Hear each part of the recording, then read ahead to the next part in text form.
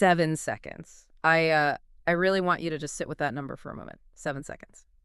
It's almost nothing, really. Right. But that is exactly how long research suggests a recruiter spends looking at your LinkedIn profile before they decide, whether to move on or not. Yeah. They check your photo, they read your headline, maybe they glance at your about section, and that's it. Decision made. It's honestly incredibly fast when you consider the stakes, Absolutely. because most people will spend hours, I mean, even weeks, agonizing over a resume that just gets completely buried in an inbox.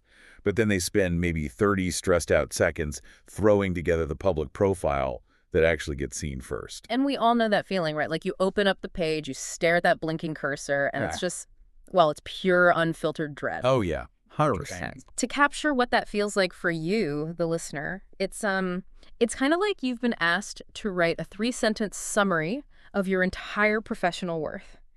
But doing it feels like you're standing completely naked in front of a mirror while a stadium full of people just silently judges you. Wow. That's a really vivid image. Too much. No.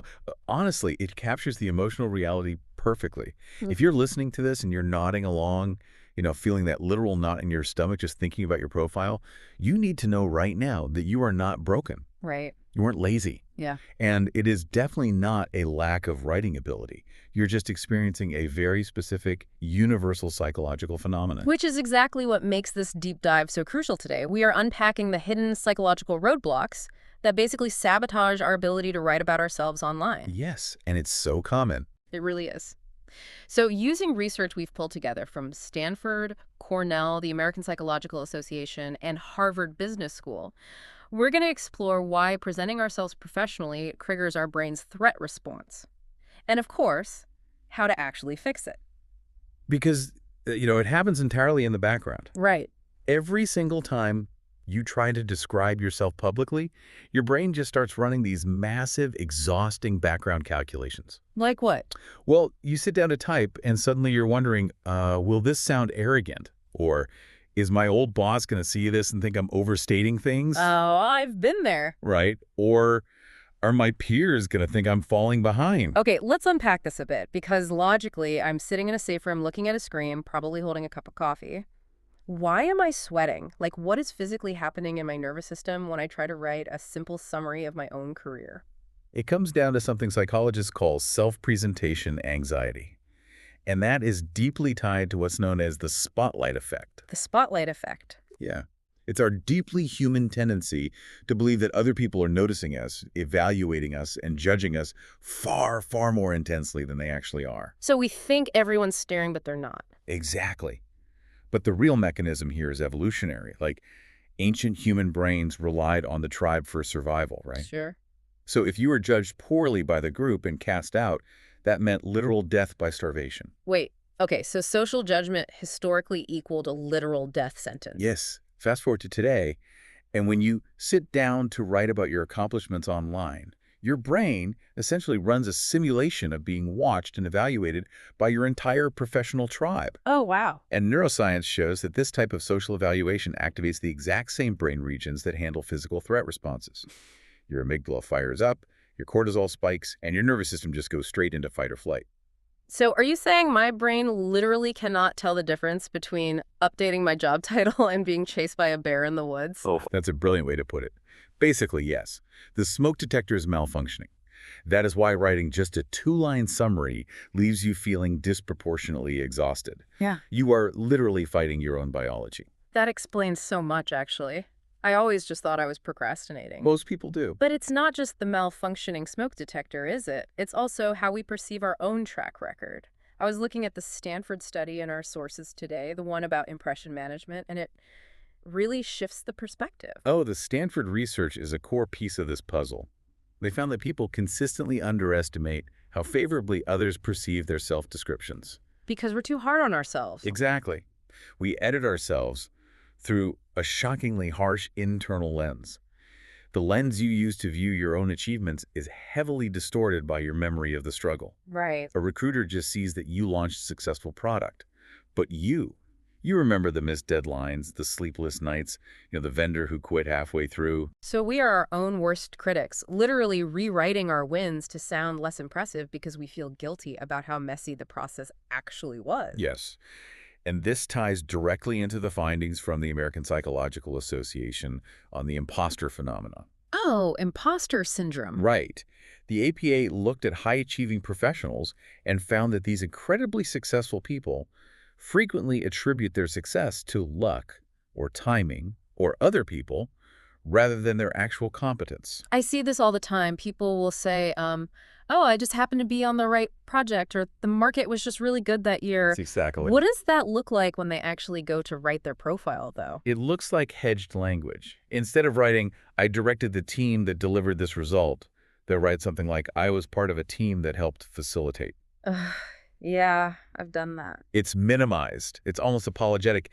They are seeking the psychological safety of hiding in the collective. That makes total sense. So when you combine the physical threat response, that harsh internal lens from the Stanford study, and the minimized language from the APA study, you start to realize your experience isn't inadequate at all. It's just the narrator. Right. The internal narrator writing your profile is just applying a highly distorted, threat-sensitive filter. We're filtering gold through a muddy screen, which, I mean, that makes me wonder, does this biological response change as we get older? What do you mean? Well, surely we don't just stay stuck with this malfunctioning smoke detector our whole careers, right? How does this threat response interact with our life stages? That's a great question. The anxiety absolutely morphs over time, and it creates different traps depending on your age. Okay, let's break that down. What about people in their 20s? If you're in your 20s, the comparison game is just intense. You don't have a massive backlog of accumulated evidence to point to yet, so external validation feels essential. You're just trying to figure out if you're even on the right track.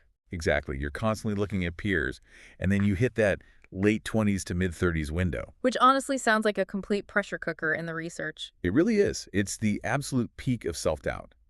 Career pressures, relationship milestones, financial pressures, they all converge at once. Right. You're supposed to be stepping into leadership or defining your specialty, so self-doubt about your professional worth peaks exactly when you need clarity the most. Wow. And then we move into the late 30s to mid 40s. I have to admit, this one struck a major chord with me. I know.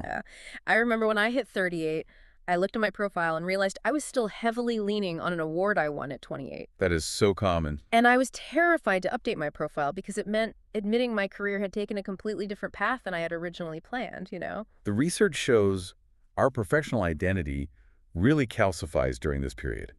We solidify into a fixed story of who we are. We're the old story.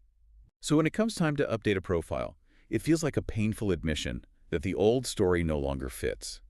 You essentially have to grieve your old identity to write the new one. Which is a pretty emotionally heavy lift for a Tuesday afternoon, right? Exactly. It's a lot. But the neuroscience does show the brain is still changeable. Always plastic. Always. The brain remains plastic at every single age, and so does your professional narrative. Which brings us to the 45 and beyond group. Okay, what happens there? Here, the fear is often that it's, too late to reposition yourself. But what's fascinating is that the most powerful mindset shifts actually happen in this stage. Really? Why is that? Because the why behind the work finally becomes crystal clear. That desperation for external validation fades, and you're left with a much stronger sense of purpose. That's actually really comforting. But, I mean, even if the why is clear, getting it onto the page is still brutal. And I think part of that is because of our daily habits. Oh, absolutely. The sources talk extensively about comparison scrolling, opening up the app and just looking at everyone else's highlight reel before you even try to write your own. Comparison scrolling is quite literally like eating a massive, highly inflammatory meal right before you try to run a marathon. Oof. It primes your nervous system for a threat. You consume this steady diet of other people's success stories without ever seeing their struggles, by the way. And it quietly convinces your brain that everyone else has this figured out and you don't. But wait, hold on. We're always told to look at successful people's profiles to get inspiration. Are you saying that researching the competition is actually sabotaging us before we even type a word? If you do it right before you sit down to write, absolutely. It puts you in a defensive, threat-activated state. Wow. You aren't writing from a place of clarity anymore. You're writing from a place of trying to measure up to an illusion. It spikes your cortisol. Okay, so if looking at other profiles is actively harmful, what actually works in those crucial 7 seconds a recruiter spends on our page? Let's clear up some of these myths about what recruiters want, because I think a lot of us are operating on really bad, outdated advice. Let's do it. So let's look at the first major myth. The idea that a perfect, hyper-polished profile is what gets you hired. Ah, the paralysis loop of perfectionism. If it isn't flawless, it just stays blank forever. Exactly.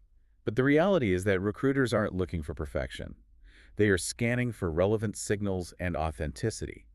An authentic, specific profile with a clear voice consistently outperforms a generic, corporate speak profile. Okay, that's good to know. Then there's the second myth, which really ties back to that APA study on hedging. The idea that humility means downplaying your achievements. We're so heavily taught not to brag. Right, but psychology points to a massive difference between humility and self-erasure. Self-erasure, that's a strong term. It is, but it's accurate. True humility can absolutely coexist with accurate, clear descriptions of your outcomes. Diminishing your results doesn't make you look modest to a recruiter, it just makes your track record look unclear. You're just confusing them, basically. Exactly. And the third myth is that only naturally confident, extroverted people can write great profiles. I feel like a lot of introverts are going to relate to that one. It's a huge fixed mindset trap. Hmm. Neuroscience shows that confidence in self-presentation is a trainable pattern. It is not an inherent personality trait. Really? Yes, quieter communicators often write the most credible profiles once they stop trying to project this bubbly personality and just start relying on evidence. Which brings us to the ultimate solution from the Cornell and Harvard Business School research. This, to me, was the absolute gold mine of the sources. It's incredibly powerful data. They found that professionals who use specific, concrete, outcome-based language are judged as significantly more competent than those using broad, vague adjectives. And this is the crazy part, they found this is true, even if the candidates have the exact same resume. It is a massive perception shift based entirely on word choice. Mm-hmm. Specificity reads as competence. Vagueness reads as uncertainty. So what does this all mean in practice? It's kind of like a chef vaguely boasting, I make great food, versus specifically saying, I earned a Michelin star. Specificity isn't arrogance, it's just handing them the receipt. I love that analogy. Handing them the receipt removes the emotion entirely. It's just presenting factual data. Okay, so we know the brain is fighting us, and we know specificity wins. How do we actually bypass that malfunctioning smoke detector to get this done? The sources provided a really comprehensive 10-step anti-anxiety playbook backed by the research. They did, and it's super practical. But instead of just listing out steps, I want to explore how these tactics actually work psychologically using the real-world case studies they provided. The best place to start is the concept of gathering evidence. Remember, the goal is to bypass the emotional brain. Right. You do this by collecting outside evidence before you even open a blank document. And, crucially, by locking yourself out of social media for at least 30 minutes beforehand so you don't trigger that comparison threat we talked about. The story of Stara from the research perfectly illustrates how necessary this is. She's a marketing manager who was just completely frozen. Right, for a long time. For 2 whole years, her profile had the exact same 3 vague sentences. Experienced marketing professional, passionate about growth and team leadership. She couldn't touch it. Because she was trying to write from memory and emotion? Every time she tried, that harsh internal lens kicked in and she felt like a fraud. Yeah. Her turning point happened when a friend pulled up an old performance review and just read it out loud to her. Exactly. The review specifically stated she spearheaded a Q3 digital campaign that increased user engagement by 34% over 6 months. She had totally forgotten the hard numbers. Because she only remembered how stressful the campaign was. Yeah. So she spent a weekend just gathering old feedback, project outcomes, and thank you emails. And then she rewrote her profile using only that factual outside evidence. Right. By anchoring her language to facts instead of her emotional state, she completely bypassed the threat response. The blank page anxiety lost its grip because she wasn't evaluating her worth anymore. She was just reporting facts. Reporting, not performing. That makes a huge difference, which leads to the drafting phase itself. This part is key. The research suggests separating the act of describing what you did from evaluating whether it was good enough. Just write the messy facts first and do 0 editing on the first draft. And walk away for an hour. Right, to let the nervous system cool down before you tweak it. But the most fascinating hack here is writing in the third person. Here's where it gets really interesting to me because writing about myself in the third person sounds a little A unhinged. little bit, yeah. Like I'm some medieval king addressing my subjects or something. Why does pretending to be someone else actually make us sound more human and authentic? It sounds strange, I'll grant you that, but it leverages a powerful psychological mechanism called self-distancing. Self-distancing. Yeah. When you describe your own achievements using I and me, your amygdala treats it as a high-stakes personal exposure. It feels dangerous. Okay. But when you describe your achievements as if you're describing a colleague, using he or she, you dramatically reduce that harsh internal editing. You essentially trick your brain into thinking you're just a hiring manager summarizing a great candidate. Precisely. Mm. Let's look at the case study of David, the project manager. His first-person drafts were totally stalled. He kept writing things like, I struggled to manage international teams. Because he was focused on the internal feeling of the struggle again. Right. So he used the third-person technique. He summarized his decade of work as if he were writing about a coworker. He wrote, David successfully led a 50-person international team through a complex merger. And once the factual draft was done, he just went back and changed the pronouns to first person. And it took him, what, 20 minutes to produce a warmer, more generous, and highly specific draft than he had managed in 3 months of agonizing over the first person? Exactly, because he stepped outside the threat zone. His tone was noticeably better because he wasn't constantly attacking his own credibility while he typed. He silenced the inner critic just by changing the pronoun. That is such a powerful hack. I'm definitely using that. It works wonders. So finally, we have the authenticity and reviewing phase. The playbook recommends asking just one trusted person to review your draft rather than crowdsourcing opinions, which just spikes anxiety again. Absolutely. Too many cooks. Yeah. Keep your drafting sessions short so you don't exhaust your decision-making reserves. But here's a weird one. You actually want to separate the writing from choosing your profile picture? Do them on completely different days. That's a crucial point, actually. Choosing a photo triggers self-image anxiety, while writing triggers competence anxiety. If you do them on the same day, you just completely overload the amygdala. It's just too much threat for one afternoon. Treat it as a living document. You update quarterly so the pressure isn't so high. Like, The story of Michael highlights this phase beautifully, I think. He was an ex-military operations professional transitioning to the corporate world. For 15 years, he felt like he had to translate himself into this fake, hyper-corporate LinkedIn voice that he had never actually learned. yeah, he was trying to write things like synergistic paradigm shifter optimizing cross-functional deliverables. Word salad. Total word salad. He felt like every attempt was either too rigid or too soft, and it just felt entirely fake to him. His breakthrough came when he dropped the corporate translation entirely. He just started writing his profile the exact same way he would brief his team in a high-pressure situation. Direct, specific, no unnecessary softening. Right. He went from that synergistic nonsense to simply stating, I lead teams that fix broken supply chains under pressure. It's so much better. He applied the specificity rule, and by doing that, he embraced authenticity. Once he gave himself permission to write in his own natural communication style, the paralysis faded. It's amazing. His profile read as highly competent and authentic, simply because he stopped trying to sound like anyone else. It's crazy how much energy we waste trying to perform a version of ourselves that we think recruiters want, instead of just handing them the receipts in our own voice. It really is. And if we connect all of this to the bigger picture, these tactics, gathering hard evidence before writing, using self-distancing to bypass the inner critic, breaking the work into short sessions, avoiding comparison scrolling, they're all designed to manage your nervous system first and your vocabulary second. So to recap this incredible journey, avoiding your profile is not laziness. It is a deeply wired biological threat response. Your brain is just trying to protect you from that stadium full of silent judges. It's just trying to keep you safe. But you can fix that malfunctioning smoke detector through self-distancing, relying on concrete evidence, and taking the emotion out of the drafting process. By understanding the biology behind the fear, you can interrupt the cycle of self-presentation anxiety and actually get your worth onto the page. But before we wrap up today, there is one final, deeply reassuring insight drawn directly from our sources.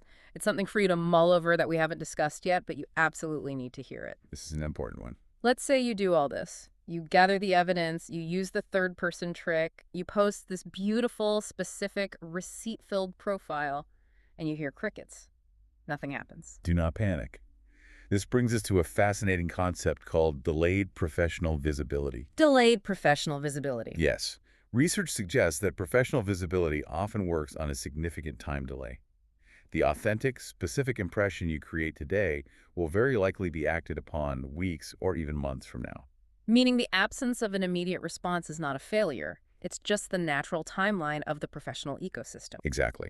People bookmark things, search algorithms slowly index your new specific keywords, and, a recruiter might not actually need your exact skill set until the third quarter. The work you do today plants seeds that take time to grow. Your professional value doesn't evaporate just because your inbox didn't instantly fill up the moment you hit publish. Exactly. It's working in the background, just like your anxiety used to. I love that. Hmm. So next time you log on to update your online presence, I want you to remember that concept of delayed visibility. You now have the tools to silence the internal static. You really do. The next time you stare at that blinking cursor, remember, you aren't standing naked in a stadium. Your survival isn't on the line. You're just a professional, calmly handing them the receipt. Thanks for taking this deep dive with us. Keep learning, and we'll catch you next time.